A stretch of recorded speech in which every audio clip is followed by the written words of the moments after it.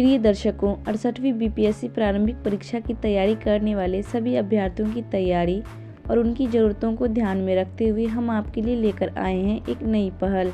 हमारी इस नई पहल का फॉर्मेट वन लाइनर फॉर्म में रहेगा और आज की वीडियो समान इतिहास पर आधारित है, जिसके अंतर्गत हम आधुनिक भारत को कवर करेंगे। चलिए शुरू करते हैं। वर्ष 1913 में गठित बिहार विधान परिषद में कितने सदस्य थे? सही आंसर होगा 43। इसमें 24 निर्वाचित और 19 मनोनीत थे। अगला प्रश्न है, व्यापारिक हितों को ध्यान में रखकर हिंद महासागर में प्रभुत्व स्थापित करने के लिए किस पुर्तगाली गवर्नर ने ब्लू वाटर पॉलिसी लागू की थी? तो इसका आंसर हो जाएगा फ्रांसिस्को द अल्मोरा। अगला प्रश्न है, तस्मानिया की खोज करने वाला वान डीमंस लैंड किस देश का यात्री था? तो ये यात्री था हॉलैंड का। अगला प्रश्न है, 1503 ईस्वी में भारत के कोचीन में स्थापित पुर्तगालियों की पहली फैक्ट्री का निर्माण किसने करवाया? तो ये फैक्ट्री का निर्माण अल्फांसो द अल्बुकर्क ने करवाया था। अगला प्रश्न है, 1707 में किस मुगल शासक के समय मराठा सरदार संभाजी के बेटे शाहू जी को मुगल कैद से आज़ाद कर दिया गया था? तो बहादुर शाह प्रथम इसका सही जवाब। अगला प्रश्न है, बहादुर शाह प्रथम ने किस सिख के सम्मान में उसे खिल्लत एवं उच्च मनसब प्रदान किए? तो वो सिख गुरु थे, सिखों के 10वें गुरु गुरु गोविंद सिंह। आगे बढ़ते हैं, आमेर के राजा सवाई जयसिंह किस मुगल शासक के समय मालवा के सूबेदार नियुक्त हुए? तो वो मुगल बादशाह था जहांगीर शाह। अगला प्रश्न है, मुगल शासक जहांगीर शाह ने किसे गुजरात का सूबेदार नियुक्त किया था? तो इसका सही जवाब होगा मारवाड़ के शासक अजीत सिंह। आगे बढ़ते हैं, मुगल शासक जहांगीर शाह को गद्दी से हटाकर फर्रुखसियर को गद्दी पर बैठाने वाले सैयद बंधु का क्या नाम था? तो वो सैयद बंधु थे अब्दुल्ला खां और हुसैन अली बारा। चलिए आगे बढ़ते हैं, 1739 ईस्वी में किस मुगल शासक के समय नादिर शाह का हमला हुआ? तो वो मुगल शासक था मोहम्मद शाह। नादिर शाह से जुड़ा अगला क्वेश्चन है, नादिर शाह द्वारा लूटा गया शाहजहां का रत्नजड़ित मयूर सिंहासन का क्या नाम था? तो वो सिंहासन का नाम था तख्ते ताउस। अगला प्रश्न है, किस मुगल शासक के दौर में अंग्रेजों ने दिल्ली को अपने अधीन कर लिया? तो वो मुगल शासक था शाह आलम द्वितीय।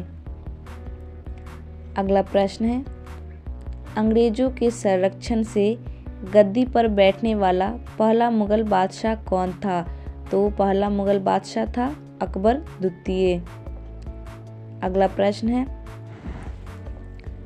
किस मुगल शासक ने राजा राम मोहन राय को राजा की उपाधि प्रदान की? तो वो मुगल शासक था अकबर द्वितीय। अगला प्रश्न है, शाह बेखबर के नाम से प्रसिद्ध मुगल शासक कौन था?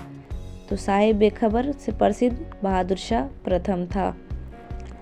चलिए आगे बढ़ते हैं, आधुनिक इतिहास में स्वतंत्र कर्नाटक राज्य की स्थापना का श्रेय किसे दिया जाता है? तो स्वतंत्र राज्य की स्थापना का श्रेय सादतुल्ला खां को दिया जाता है। इसका सही जवाब। अगला सवाल है, वेलजी की सहायक संधि के अनुरूप ब्रिटिश सेना रखने वाला पहला भारतीय राज्य कौन था? तो वो पहला भारतीय राज्य था हैदराबाद।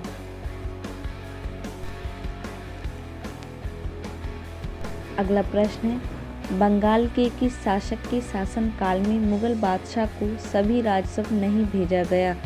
तो वो शासक था अलीवर्दी खां। अगला प्रश्न है, बंगाल में ठेके पर भू राजस्व वसूली की नई प्रणाली इजारा व्यवस्था शुरू करने वाला नवाब कौन था? तो वो नवाब था मुर्शीद कुली खां। अगला प्रश्न है, बंगाल के किस नवाब ने 1751 में मराठों को उड़ीसा प्रांत और सालाना चौथ देना स्वीकार किया? तो वो नवाब था अलीवर्दी खां। अगला प्रश्न है, 1856 में किस वायसराय ने आउटम की रिपोर्ट के आधार पर कुषाण का आरोप लगाया और उसे अंग्रेजी साम्राज्य में मिला लिया? तो वो वायसराय था लॉर्ड डलहौजी। अगला प्रश्न है, हैदर अली ने किस वर्ष नंद राज को सत्ता से बेदखल कर मैसूर राज्य पर अधिकार किया? तो इसका सही जवाब होगा 1761 ईस्वी। अगला प्रश्न है, 1780 से 1784 तक लड़ा गया द्वितीय आंग्ल मैसूर युद्ध के समय भारत में ब्रिटिश गवर्नर जनरल कौन था? तो गवर्नर था वॉरेन हेस्टिंग्स। अगला तथ्य है, मैसूर के किस शासक को विदेश व्यापार को बढ़ावा देने के लिए विदेशों में दूत भेजने का श्रेय प्राप्त था? तो वो शासक था टीपू सुल्तान। चलिए आगे बढ़ते हैं। खगोल शास्त्र संबंधी पर्यवेक्षण में मदद के लिए सवाई राजा जयसिंह ने किस नाम से सारणियों का एक सेट तैयार करवाया? तो वो सारणी का सेट था तैयार करवाने वाला था जिज मोहम्मद शाही। अगला प्रश्न है, सिख धर्म के संस्थापक गुरु नानक देव किस मुगल शासक के समकालीन थे? तो इसका सही जवाब होगा बाबर और हुमायूं। अगला प्रश्न है, अमृतसर शहर की स्थापना किसके द्वारा की गई? तो इस शहर की स्थापना सिखों के चौथे गुरु रामदास के द्वारा की गई थी। अगला प्रश्न है, विचित्र नाटक किसकी आत्मकथा है? तो यह नाटक सिख के 10वें और अंतिम गुरु गोविंद सिंह का है। अगला प्रश्न है, आधुनिक इतिहास में किसकी सेना को भारतीय पृष्ठभूमि में ब्रिटिश फ्रांसीसी सैन्य व्यवस्था और एशिया की दूसरी सबसे कुशल फौज कहा जाता था? तो इसका सही जवाब होगा रंजीत सिंह, पंजाब के रंजीत सिंह। अगला प्रश्न है, किस यात्री ने पंजाब के शासक महाराजा रंजीत सिंह की तुलना नेपोलियन से की थी? तो इसका आंसर हो जाएगा विक्टर जाकर्मा, फ्रांसीसी यात्री था। अगला प्रश्न है, महाराजा रंजीत सिंह से पूर्व सिख साम्राज्य कितने मिसलों में संगठित था? तो इसका सही जवाब होगा 12 मिसलों में संगठित था। अगला प्रश्न है, किस मराठा पेशवा ने अपना मुख्यालय पूना को बनाया? तो उस मराठा पेशवा का नाम था बालाजी बाजीराव नाना साहब। अगला सवाल है, 1761 में हुए पानीपत के तृतीय युद्ध में मराठा सेना का नेतृत्व कौन कर रहा था? तो इसका नेतृत्व सदाशिवराव भाऊ कर रहा था। अगला प्रश्न है, मराठा सरदार होलकर का संबंध किस क्षेत्र से था? तो होलकर का संबंध इंदौर से था, इसका सही जवाब। अगला क्वेश्चन है, 1817 में किस संधि के माध्यम से पेशवा को मराठा संघ की प्रधानता छोड़नी पड़ी? तो इसका सही जवाब होगा पूना की संधि। अगला प्रश्न है, भारतीय क्षेत्र में डचों ने अपना पहला कारखाना कहाँ स्थापित किया?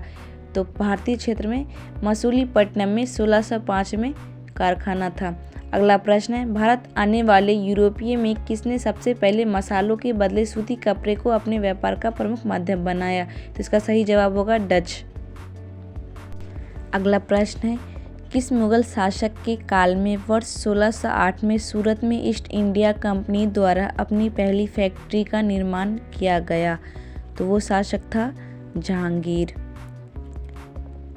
अगला प्रश्न है, अंग्रेजों ने किस युद्ध में डचों को पराजित कर भारत में उनकी शक्ति खत्म कर दी? तो इसका सही जवाब होगा बेदरा का युद्ध 1759 ईस्वी में।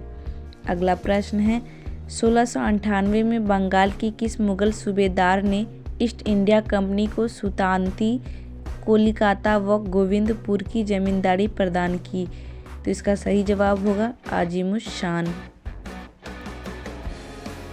अगला प्रश्न है, बंगाल के नवाब और अंग्रेजों के बीच प्लासी की लड़ाई कब शुरू हुई? तो यह लड़ाई 23 जून 1757 ईस्वी को शुरू हुई थी। अगला प्रश्न है, बंगाल के किस नवाब ने अपनी राजधानी मुर्शिदाबाद से हटाकर मुंगेर स्थानांतरित कर ली थी? तो वो नवाब था मीर कासिम। अगला प्रश्न है, 1764 में हुए बक्सर के युद्ध में अंग्रेजी सेना का नेतृत्व कौन कर रहा था? तो अंग्रेजी सेना का नेतृत्व हेक्टर मुनरो कर रहा था। अगला प्रश्न है, बक्सर के युद्ध के समय बंगाल का शासक कौन था?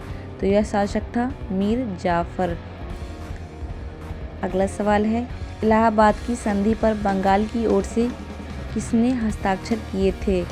तो बंगाल की संधि पर नजमुद्दौला ने हस्ताक्षर किया था। अगला प्रश्न है, किस संधि के तहत मुगल बादशाह ने ईस्ट इंडिया कंपनी को बिहार, बंगाल और उड़ीसा की जमींदारी प्रदान की थी? तो इसका सही जवाब होगा इलाहाबाद की संधि 1765 ईस्वी। अगला सवाल है, बक्सर की लड़ाई में अंग्रेजों के विरुद्ध किसकी सेना लड़ रही थी?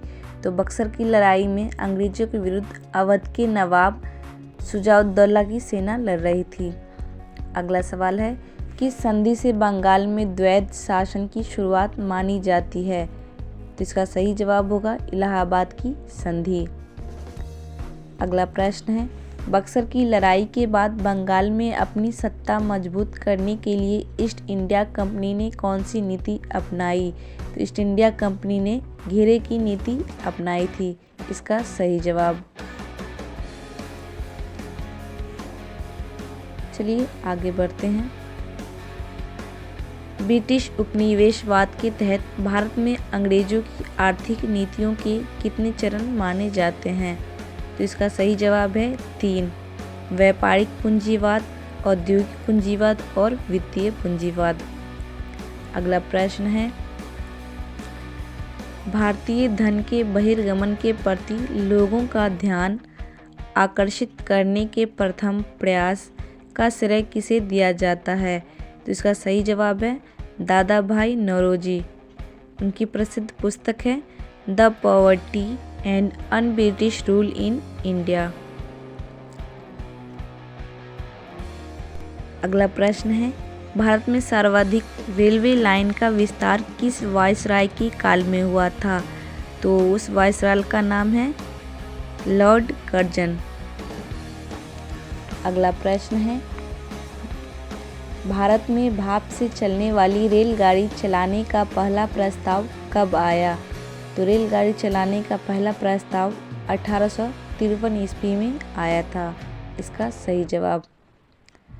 अगला प्रश्न है, भारत में आधुनिक डाक प्रणाली का विकास और डाक टिकट का प्रचलन करने का श्रेय किसे दिया जाता है? तो इसका सही जवाब होगा लॉर्ड डलहौजी। अगला सवाल है, ब्रिटिश कालीन भू राजस्व व्यवस्था में अस्थायी बंदोबस्त के तहत भूमि का मालिकाना हक किसे प्राप्त था? तो इसका सही जवाब है जमींदार। जमींदारों को इसका हक प्राप्त था।